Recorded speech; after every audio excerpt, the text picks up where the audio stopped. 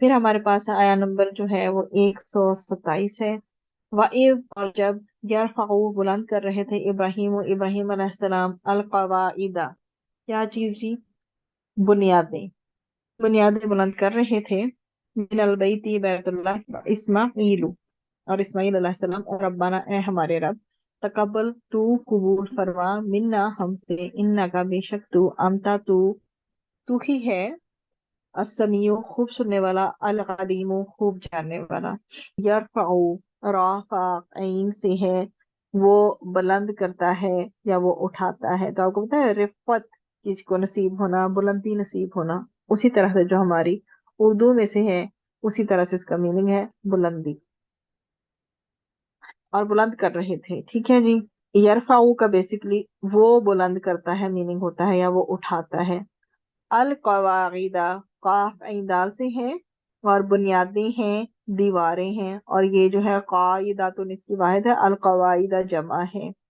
وَإِذْ يَرْفَعُ سے لے کر اسماعیل علیہ السلام کی بات تک جو ہے وہ بات کنٹینیو ہو رہی ہے، اور جب حضرت ابراہیم علیہ السلام اور حضرت اسماعیل علیہ السلام بیت اللہ کی جو بنیادیں اٹھا رہے تھے، تو سیدنا ابراہیم علیہ السلام اور سیدنا اسماعیل علیہ السلام کو اللہ سبحانہ تعالیٰ نے کیونکہ بہت آزمایا، اتنی آزمائشوں کے بعد اللہ تعالیٰ نے اپنا جو گھر ہے پھر اس کو بنانے کا موقع دیا۔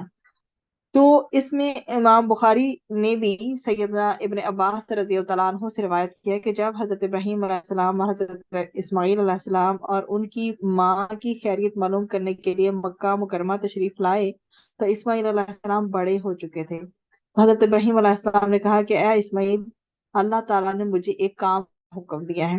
اسماعیل علیہ السلام نے کہا کہ آپ کے رب نے جو آپ کو حکم دیا ہے اسے کیجیے۔ حضرت ابراہیم علیہ السلام نے کہا تم میری مدد کرو گے؟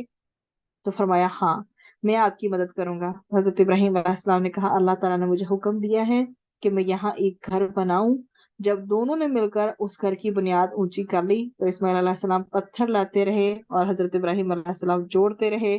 جب مکان اونچا ہو گیا تو وہ پتھر مقام ابراہیم لائے جس پر کھڑے ہو کر حضرت ابراہیم علیہ السلام جوڑتے رہے اور اسماعیل علیہ السلام ان کو پتھر لا لا کر دیتے رہے۔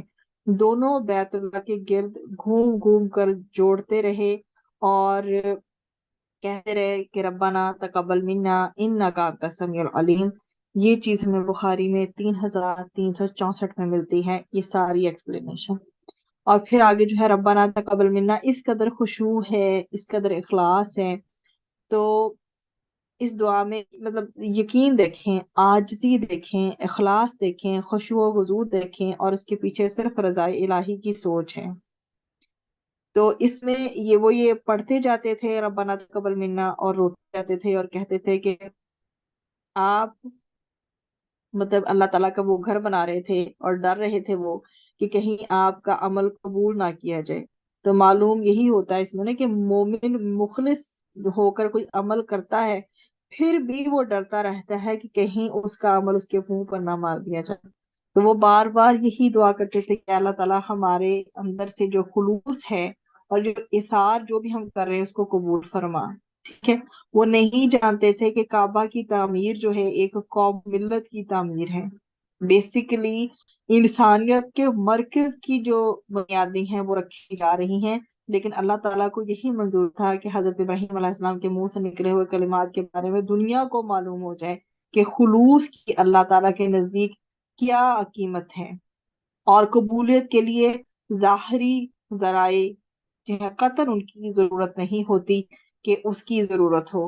اب یہ دیکھیں کہ اللہ تعالیٰ کے نزدیک کس طرح سے ان کی یہ قبولیت لی گئی، اور ان کا خلوص ہی تھا، ان کی حسن نیت تھی، ٹھیک ہے۔ ادروائز جو ہے کیا ایسا پاسبل ہے کہ اب تک یہ چیز جو ہے اس قدر دنیا میں ہوتی؟ یہ اللہ تعالیٰ کی قبولیت ہے، ان کے عمل کا اخلاص ہے، اور بار بار عاجزی ہے، خشوع ہے، انکساری ہے کہ ربنا تقبل منا، کہ اللہ تعالیٰ ہم سے اس کو قبول و منظور فرما۔ انکا انت السمیع العلیم، اور اللہ تعالیٰ نے سیدنا ابراہیم علیہ السلام اور سیدنا اسماعیل علیہ السلام کی دعائیں سننے سے، سمیع ہونے اور قبول کرنے سے، علیم ہونے کا پھر یہ شعور دلایا ہے اس آیت میں۔ دیکھیں کس طرح سے اینڈ ہو رہی آیت سمیع اور علیم کے ساتھ۔